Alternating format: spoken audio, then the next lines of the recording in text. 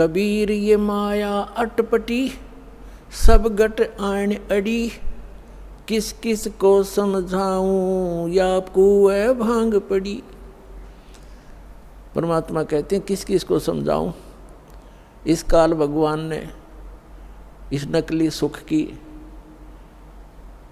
एक कुएं के अंदर जैसे 1, 2, 3 क्विंटल भांग घोल कर डाल दे कोई, उस कुएं का जल चाहे 1000 व्यक्ति पी ले और पीने के उपरांत उनकी एक जैसी गतिविधि, एक जैसी भाषा, एक जैसी चाल हो जाती है, क्योंकि सबको वो नशा हो चुका है। तो इस काल भगवान ने इस त्रिगुणमयी माया की इतनी मात्रा डाल रखी है आपके अंदर कि आपको इतना नशा हो गया इसका। जैसे किसी के पास बढ़िया मकान, कोठी हो जाती है, कार हो जाती है, उसको नशा है वो, और वो फूला नहीं समाता, और वो भूल जाता है बालक कल मृत्यु हो जाएगी, ये कार कोठी तेरे साथ नहीं जाएंगी, यहाँ बुद्धि क्यों नहीं आती आपकी। परमात्मा हमें याद दिलाना चाहते हैं कि इन सुखों को जहाँ आप यहाँ खोज रहे हो आपको सतलोक में मिलेंगे। यहाँ तो आपने जो कार भी व्यवस्था कर ली, 36 पंगे पाक है, फिर उसमें कोई इंजन में गड़बड़ है, कोई पेट्रोल डलवाना, जेब देखनी पड़े।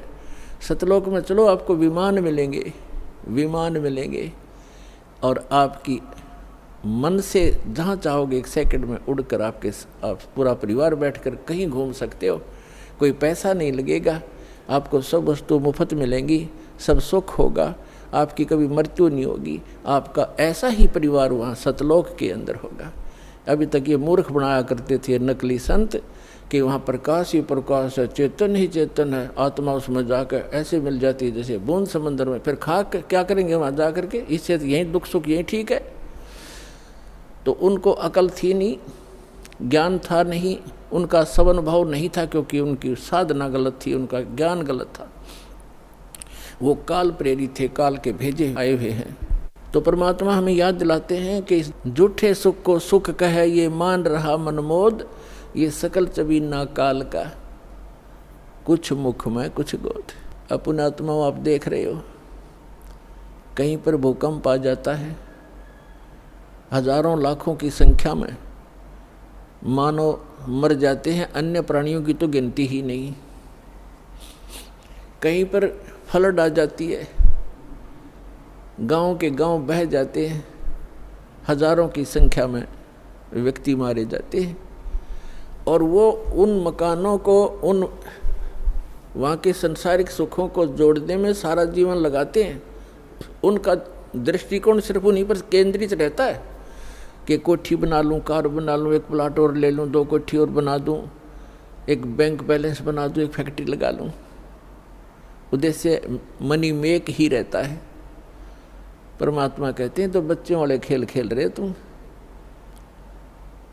आप जी को ज्ञान नहीं है, इसलिए यहाँ डले ढोरे हो। 1 सेकंड का पता नहीं क्या बिजली गिर जा, और फिर आप यहीं स्थिर होना चाहते हो ऐसे गंदे लोक में। तो तत्व ज्ञान का अभाव है। जब आपको तत्व ज्ञान होगा, आपके मन की व्यवस्था ही अलग हो जाएगी। जब आपको तत्व ज्ञान होगा, आपके मन की स्थिति बदल जाएगी, आपका उद्देश्य बदल जाएगा।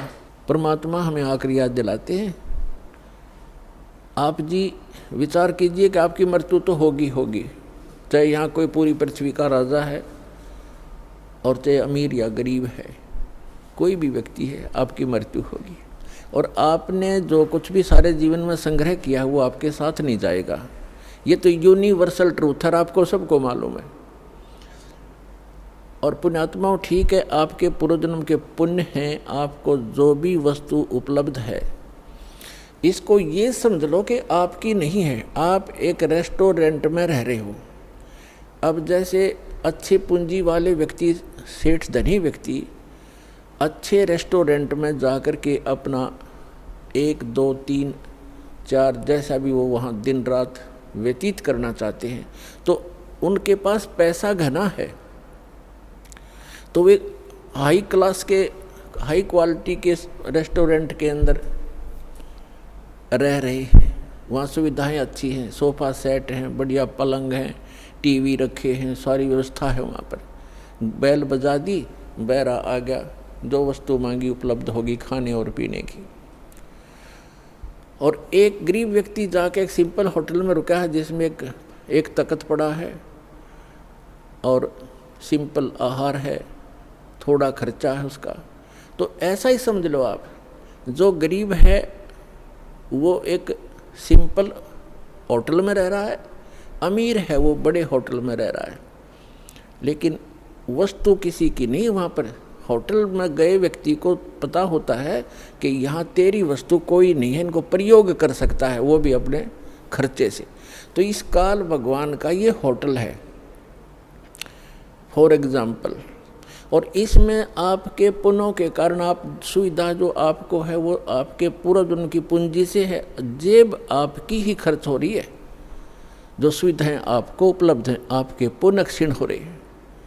और गरीब व्यक्ति है वो समझ ले सिंपल होटल में रह रहा है, कोई झोंपड़ी में है चाहे सिंपल मकान में रह रहा है, तो वो भी एक होटल में ही है। एक दिन दोनों ने ही जाना है और दोनों ने वो सब वस्तुएं यही छोड़ जाना है।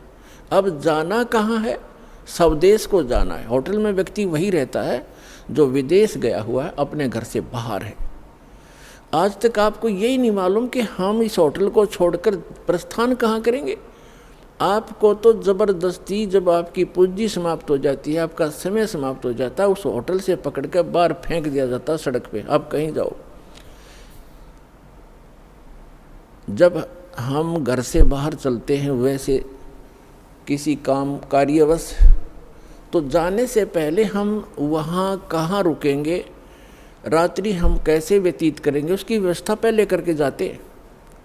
और संसार छोड़ के जाने वाला व्यक्ति कभी सोचता भी नहीं कि मृत्यु के बाद मैं कहाँ जाऊँगा। तो वो ज्ञान अब आपको प्राप्त हो रहा है कि आप ये साधना करोगे और आप इन होटलों में रहो जैसे जिसकी व्यवस्था है, ठीक है। धनी है अपने उस सुविधा को प्राप्त करो, निर्धन है अपने उन मकानों में गुजर करो। और दोनों ही दो रोटी खाते हैं, एक गरीब भी और सेठ भी। और एक चारपाई पर ही सोते हैं, तीन तीन चार चारों पर सेठ नहीं सो सकता। एक कोने में चाहे 10 कक्ष की कोठी हो, एक कक्ष के एक कमरे में एक तख्त 3.5 बाई। परमात्मा कहते हैं क्या चढ़ावा मेंढिया और लंबी भीत उसार, गरता 3.5 हाथ गणाता 4.25। यानी आपको लेटने के लिए अपने हाथ, ये हाथ होता है इतना, प्रत्येक का शरीर अपने 3.5 हाथ का होता है, 3.5 हाथ का। तो परमात्मा कहते हैं आपने 20 कक्ष की कोठी बना रखी है, उसमें 3.5 हाथ और बाई 1 हाथ, भाई इतनी जगह की जरूरत है आपको। बाकी उस कोठी की शर्मा मार ले, क्या बनेगा उसका? समय खोया, अपना जीवन व्यर्थ किया। तो कहने का भाव ये है कि ठीक है, भगवान ने आपको कोठी भी दी है, सुविधाएं भी हैं, कोई बात नहीं, लेकिन अब भविष्य की तैयारी करो, यहाँ से चलने का उद्देश्य बनाओ।